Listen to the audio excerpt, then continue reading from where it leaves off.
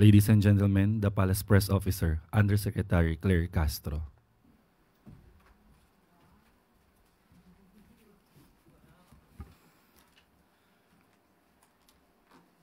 Magandang araw, Malacanang Press Corps. Serbisyong may puso para sa mga OFWs. Bilang tugon sa hangarin ni Pangulong Ferdinand R. Marcos Jr. na maghatid ng serbisyong may puso, binuksan kahapon ang bagong OFW Lounge sa NAIA Terminal 1. Pinangunahan ni First Lady Liza Marcos ang seremonya ribbon cutting ng bagong OFW Lounge sa NAIA Terminal 1 kasama si DMW Secretary Hans Leo Cacdac. Kasama rin sina OWA Administrator Patricia Yvonne Kaunan, Pasay City Mayor Imelda Gallardo Calixto Rubiano, at NNIC Chairman and CEO Ramon Ang sa nasabing kaganapan. Ang OFW Lounge ay ang unang pamaskong handog ni Pangulong Marcos Jr. para sa mga bagong bayani ng bansa.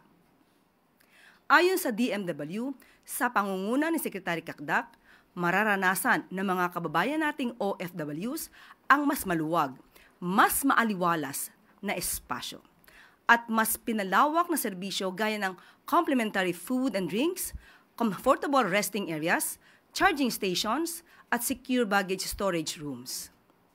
Ang pagbubukas ng panibagong OFW Lounge ay patunay lamang na prioridad ni Pangulong Marcos Jr. at ni First Lady Marcos ang kapakanan ng ating bagong bayani.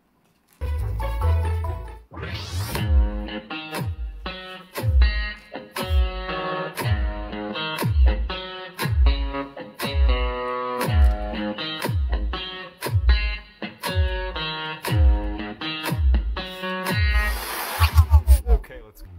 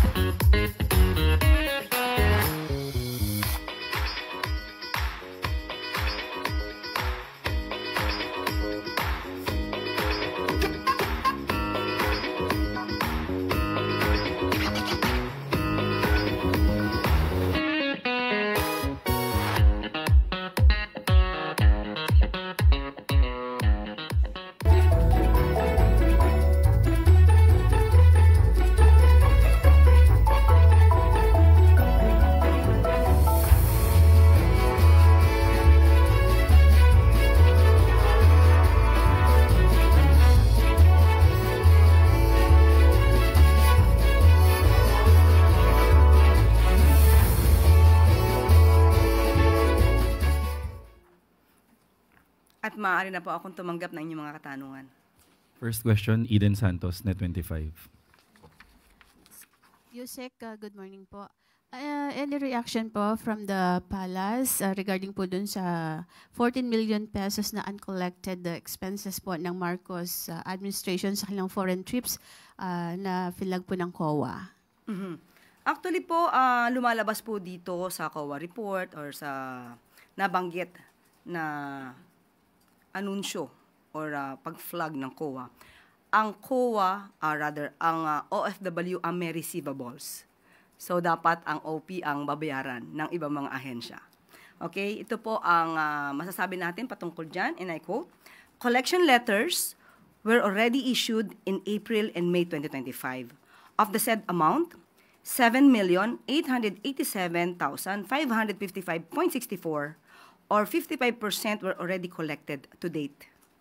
The OP consistently monitors the outstanding bills through monthly aging report and sending of collection demand letters." End of quote. Pero po Yusek, parang inabonohan po ba muna ito ng Office of the President, yung gastusin sa foreign trips ng mga iba't ibang government agencies, tapos po tsaka lang babayaran? Parang ganun po yung nangyari? Ganun po. Ganun po ang nangyayari. So hindi pa po sila Kasi kailangan pong bayaran. Kasi kung hindi mo nababayaran, hindi po aandar ang pagtatrabaho ng OP. At mafa-flag po talaga ng COA ang OP kapag hindi nagbayad. Kaya po nagbibigay na po ng mga demands ang OP sa mga ahensya para po mabayaran pong muli. Or rather, mabayaran yung kanilang mga kakulangan at ito naman po ay dumadaan sa legal na proseso. Meron po bang deadline na sinet ang OP para po makapagbayad na itong mga iba't ibang government agencies na ito? Meron po, nasa demand letter po nila, sa collection letter nila, para po matugunan agad ng mga ahensya. At alam naman din po natin sa gobyerno, paminsan-minsan, may mga sinusunod na proseso. Ilan po yung deadline kung alam po ninyo?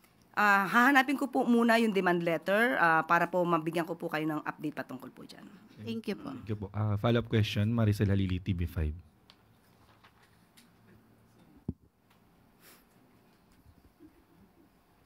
Magandang umaga po, Yusek. Yusek, follow-up lang. What was the reason kung bakit po yung mga agencies medyo natagalan ng pagbabayad sa OP? Ano po yung binigay nila? Sa ating pagkakalam, may mga legal na proseso na dapat na sundin. At aalamin din po natin, kaya po sinabi nga po natin, collection letters pa lang ay meron na po as early as April and May 2025. So hanapin po natin at titignan po natin kung ano yung mga reasons kung bakit nag-delay ang kanilang pagsusumite ng mga payments para sa OP. But ideally, ano po ba usually yung average period na binibigay dito sa mga departments? For example, dito sa ganitong sitwasyon na pinapalawalan ng OP, yung supposedly ay budget na galing sa kanila. Depende po sa sitwasyon. So may mga pagkakataon po kasi na kailangan talaga muna na mag-audit, kailangan na mag-report.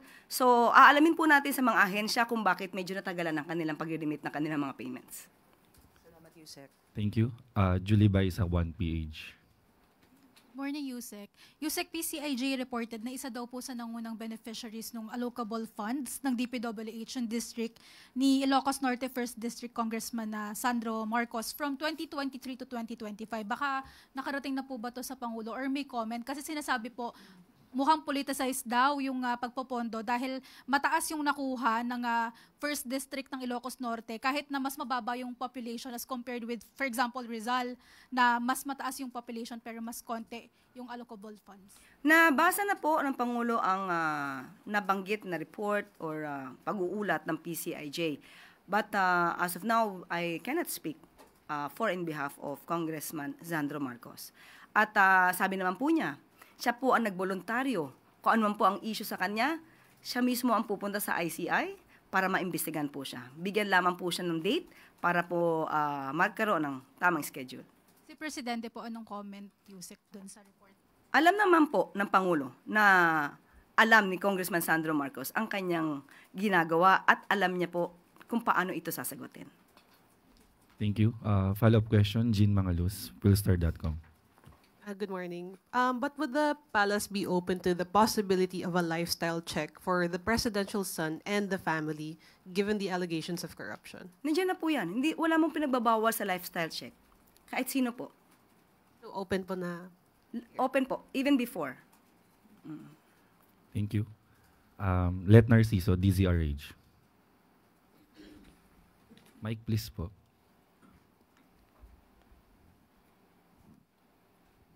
Good morning, Yusek. Ma'am, hingi lang po kami ng reaksyon ng Malacanang dun sa pagsuspende ng Kamara kay Congressman Kiko Barzaga. Decision po yan ng House of Representatives. So, yan po ay nalaman na po kung ano po naging desisyon. So, ginagalang po ng Pangulo kung ano man ang desisyon ng House of Representatives. Ang dating po kasi kay Congressman Barzaga ay sinuspindi siya. Bagamat Kamara yung nagpataw ng suspension ay sinuspindi siya ng Administrasyong Marcos na maraming kaalyado sa Kamara dahil dun sa pagiging critical niya sa Presidente. Ano pong masasabi ng palasyo? In other words, sinasabit niya ang pangalan po ni Pangulo dahil sa kanyang pagkakasuspindi. Yes po. Unang-una po yung mga lewd photos na kanyang pinost. Hindi naman po kasama ang Pangulo nung ito ay kanyang ginawa. Hindi naman kasama ang Pangulo nung ito'y pinost. At yung mga sinasabi niya, mga umanong disinformation laban sa AFP, hindi rin po yata kasama ang Pangulo sa kanyang mga umanong disinformation. So sa ating nakikita rito, ginagamit lamang ang pangalan ni Pangulong Marcos Jr. para ma-justify ang kanyang mga ginagawang disinformation. Thank you. Alvin Baltasar, Radyo Pilipinas. Yusek, good morning po, Yusek. Yusek, is the government considering na maglabas ng reward o pabuya para mabilis na madakip si dating Congressman Saldico? Sa ngayon po, wala pong napag-uusapan sa ganyan. Pero since nadinig po sa inyo, maaari po siguro i-considera. Pero as of now, wala pa po napag-uusapan tungkol dyan. Pero naniniwala po ang palasyo na malaki may tutulong kung sakaling maglabas ng reward para madaling ma-locate and eventually ma-arresto na si Zaldico. Maganda po ang suggestion yan. Opo. Thank you po, Yusek. Thank you. Maricel Umali, GMA News. Ay, Maricel, sorry, rather. Good morning, ma'am.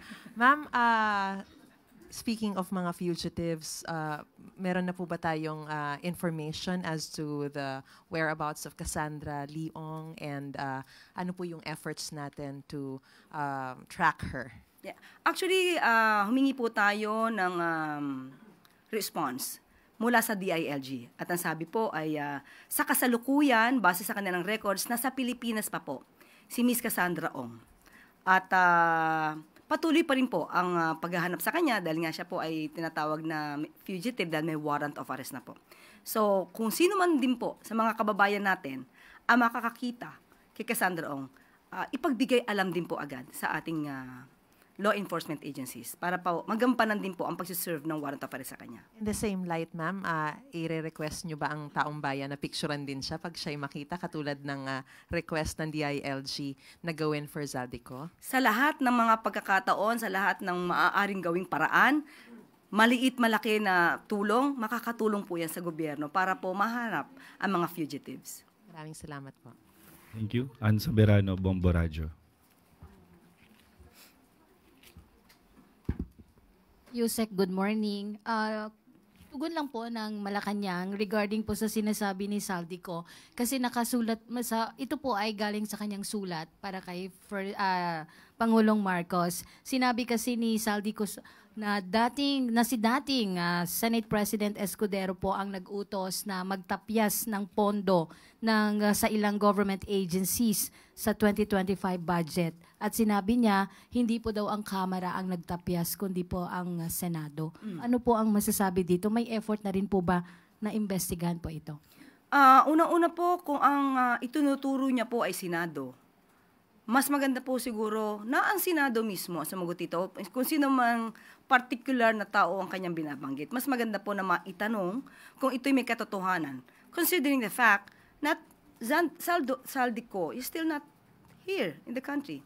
He's not ready to face the Filipino people here in the country. So parang mahirap din naman pong tugunan ito. Basta-basta. Hindi natin alam kung anong katotohanan dito. Pero kung sino man po yung nabanggit niya na concerned officer from the Senate, mas magandang siya po ang sumagot kung ito po ay may katotohanan. Pero sulat po kasi niya ito, ma'am, kay Pangulong Marcos. Hindi pa nga po natin alam kung ito'y natanggap ng Pangulo dahil hindi namin napag-uusapan itong sulat na ito. Okay, salamat po, ma'am. Thank you. Next is Samuel Medinilla, Business Mirror. Hey, good afternoon. Hey, good morning po, ma'am. Itatanong ko lang po, President Marcos will extend the service contracts of COS and GO workers beyond December 31, 2025 in connection po to dun sa COA DBM Joint Circular Number 2 Series of 2024 na supposedly after this year, matatapos na po yung mga contracts ng nasabing workers. Magkakaroon po ng meeting mamaya. So most probably by tomorrow, meron na po akong update sa inyo. Thank you po. Follow-up question na po from Christian Yusores, DZMM. Going back kay Zaldico, dahil na-mention po kahapon ni Secretary Remulla na maaaring nasa Portugal si Zaldico, may directive po ba ang Pangulo sa DFA in coordinating with Portuguese authorities or officials para po ma-counter-check kung talaga pong nasa kanila si Zaldico? Sa lahat po na ahensya na concern, since ang Pangulo po ay nag-utos na rin po na ihanapin at pauwiin dito si Zaldico, lahat po ng ahensya na concern dapat po na alamin ito at makatulong para mapabalik po agad si Zaldico sa Pilipinas. Thank you. Follow-up question again, Vance Fernandez, Police Files.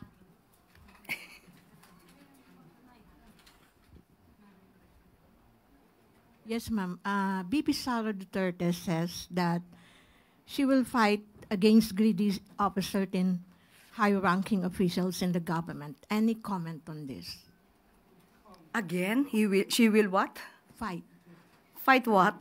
Against greedy of a certain high-ranking officials in the government.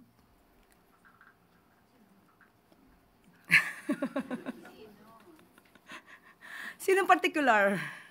Well, yan lang ma'am ang sinabi niya kasi parang hindi pinupunto niya ma'am na may mga certain greedy officials sa government. Okay, siguro unahin po muna natin sa OVP. Yun Yun lang po. Okay, thank you. Thank you. For our last question, Tuesday New DZBB.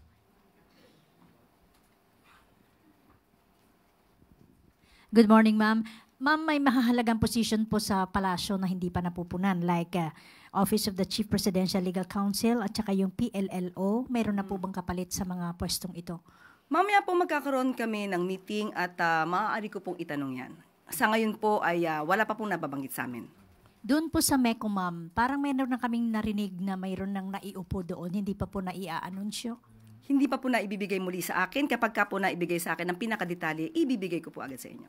Last question, ma'am. Sa Senate, ma'am, sabi po ni Senator Win Gatchalian, parang kapos na sa panahon para maipasa itong 2026 pambansang budget.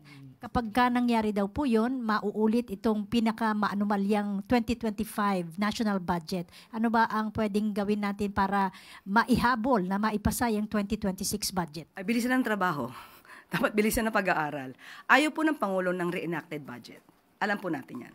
So hanggat maaari, bilis-bilisan natin, although kahit tapos na yung kapos ang panahon, sana po mas mapabilis natin. Last question, Chloe Hufana, Business World. Yusek, quick reaction lang po sa statement ng DepDev kahapon na the Philippines might miss its GDP growth target for third year in a row. Quick reaction from the palace. Muli, sinisikap ng palasyo, sinisikap ng Pangulo na maabot natin kung ano yung target po natin. So pagsisikapan pa rin po. Especially with this kind of rallies na nangyari po, medyo maingay po, talagang po nakaka-apekto to sa ekonomiya. So, pagtutulong-tulungan po ng economic team ng Pangulo at also with the help of the people na sana maabot natin ang target. So gusto pa rin po natin maabot ang target? Definitely. Thank you, Yusek. That's the last question, Yusek. Thank you. At bago tayo magtapos, kampanya ng pamahalaan kontra sa pinagbabawal na gamot nagpapatuloy. Bureau of Customs nasabat ang iba't ibang uri ng illegal substances at kush na nagkakahalaga ng 14.9 million pesos. Alinsunod sa direktiba ni Pangulong Ferdinand R. Marcos Jr. na panatilihing ligtas ang ating mga kababayan mula sa ipinagbabawal na gamot. Nasabat ng Bureau of Customs kasama ang PIDEA at NAIA Interagency Drug Interdiction Task Group ang iba't ibang klase ng illegal substances sa kanilang operasyon noong katapusan ng Nobyembre. Kinumpiska ng mga pinagsamang puwersa ng pamahalaan ang 3 inabandonang parcel na may lamang marijuana, cannabis tablets at amphetamine sa isinagawang inspeksyon sa isang warehouse sa Pasay City. Sinadyang i-misdeclare ang laman ng mga nasabing kargamento upang makaiwas sa inspection, subalit hindi pa rin ito nakalagpas sa mga otoridad. Sa isa pang interdiction operation ng BOC, nitong November 28, nasabat ang tinatayang aabot sa 14.9 million pesos na halaga ng high-grade marijuana sa NAIA Terminal 3.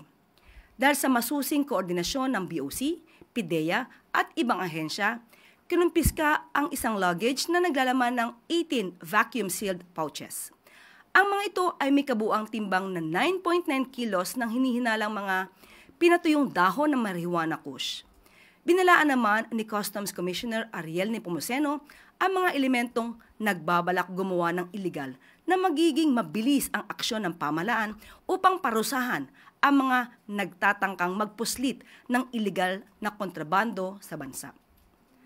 Ang mga matagumpay na operasyon na ito ay bunga ng patuloy na kampanya ng Administrasyong Marcos Jr. para bantayan ang ating mga border at labanan ang pagpasok ng iligal na droga sa bansa.